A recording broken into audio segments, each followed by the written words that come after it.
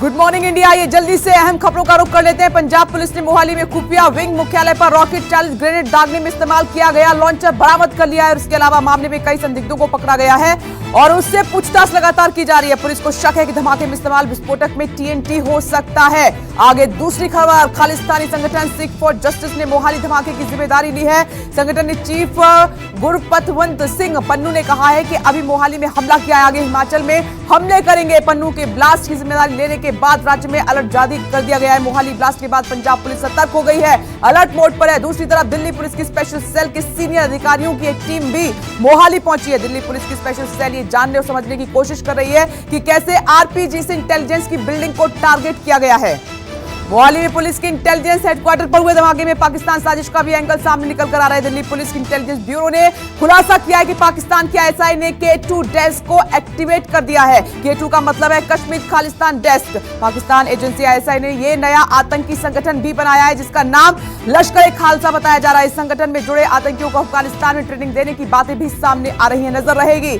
कश्मीर के अनंतनाग से बड़ी खबर, अनंतनाग जिले में लश्कर के 2 आतंकियों को मार गिराया गया है। मारे गए आतंकियों में एक की पहचान हो चुकी है। लश्कर कमांडर निसार डार के तौर पर उसकी पहचान हुई है। निसार का मारा जाना सुरक्षा बलों के लिए बड़ी कामयाबी है। निसार स्थानीय युवाओं को लालच देकर आतंकवाद की ओर उनको ले जाता था। आगे बढ़ते हैं, एक और खबर, अलगाववादी नेता यासीन मलिक ने श्रीनगर की NIA कोर्ट में अपना गुनाह कबूल कर लिया है और हाल ही में कोर्ट ने यासीन मलिक समेत कई अलगाववादी नेताओं के खिलाफ UAPA के तहत आरोप तय करने का आदेश भी दिया था और कश्मीर में पाकिस्तानी MBBS सीटों को बेचने और पैसे का इस्तेमाल आतंकवादी गतिविधियों के लिए करने के लिए 8 आरोपियों के खिलाफ आरोप तय किए गए हैं। एक और खबर पर नजर डालते हैं और ये खबर उत्तर प्रदेश से ज्ञानवापी केस में आज फिर वाराणसी कोर्ट में सुनवाई होगी। मंगलवार को हुई सुनवाई के दौरान मस्जिद कमेटी के आग्रह पर सुनवाई को बुधवार तक के लिए टाल दिया गया था। श्रृंगार गौरी मामले में कोर्ट कमिश्नर को बदलने और सर्वे को लेकर मंगलवार को लगातार दूसरे दिन भी सुनवाई हुई। अब बुधवार को भी दोनों पक्ष अपनी अपनी दलील कोर्ट में पेश करेंगे। माना यह भी जा रहा है कि आज ही कोर्ट इस मामले में फैसला सुना सकता है, इस पर नजर रहेगी।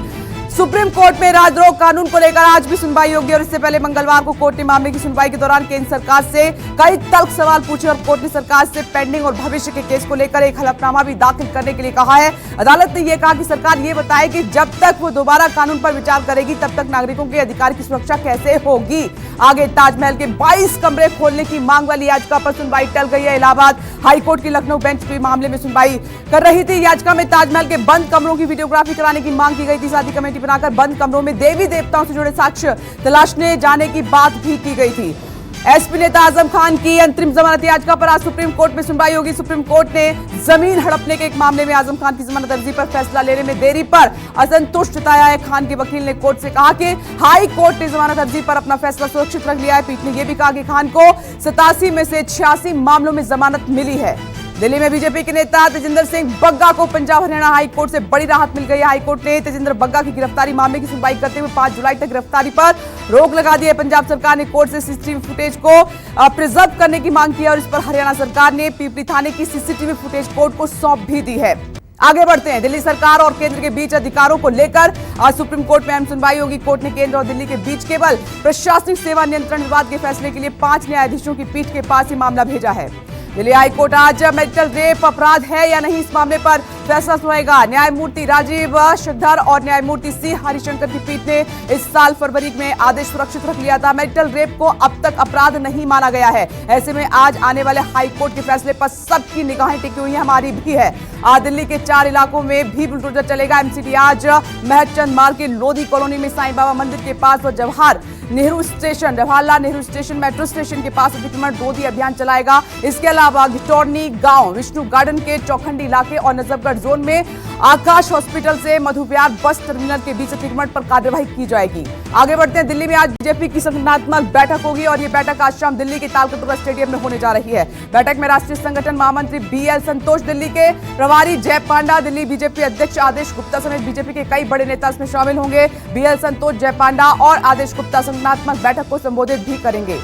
मुकुल रॉय की विधानसभा सदस्यता खारिज करने के मामले पर विधानसभा स्पीकर आज फैसला सुनाएंगे और पिछले शुक्रवार को इस मामले में विधानसभा स्पीकर विमान बनर्जी के कक्ष में आखिरी सुनवाई हुई थी और सुनवाई के दौरान ना तो मुकुल रॉय हाजिर हुए थे और ना ही विधानसभा में नेता विपक्ष शुभेंदु अधिकारी मौजूद थे।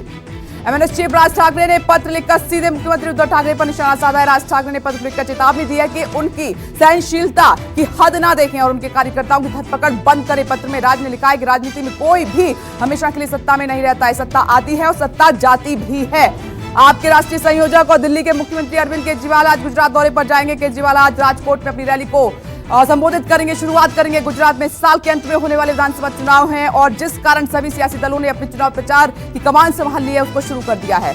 दिल्ली में कोरोना केस एक बार फिर से 1000 के पार हो गए। दिल्ली में 24 घंटे में कोरोना के 1118 नए केस सामने आए हैं। कोरोना से एक दिन में एक मरीज की मौत हुई है। दिल्ली में कोरोना के एक्टिव केस इस वक्त 5471 हो गए हैं और दिल्ली में फिलहाल पॉजिटिविटी रेट 4% से ज्यादा बना हुआ है।